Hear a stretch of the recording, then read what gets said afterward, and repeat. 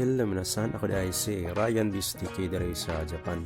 Atong tubagon ang mga pangutana kung kinsa ang shoulder sa pangusahe kung ikaw ay isang TP visa diri sa Japan. No? So disclaimer lang, kining akong isaysay sa inyo base is akong nagihano diha sa Pilipinas katong nag-apply pa ko diha, no. So, kung ikaw nasilik sa employer, no, interview sa Pilipinas, mag-eskwela ka o 3 to 6 months, no, sa Japanese language o Nihongo.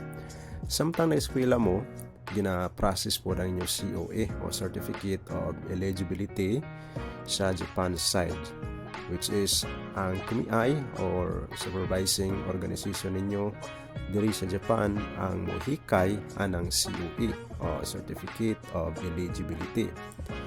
Ipasa na po na sa agency sa Pinas, no, kung mugawas na kung makuha na sa kumiay diri sa Japan. Sa akong experience, nikabat og 3 ka bulan bago naisuhan og COE, no, sa Japan. Kung maisuhan ka ana nga papel, bot masabot eligible ka na makapagtrabaho sa Japan, no, bilang TITP o technical intern. Kung naana ang mga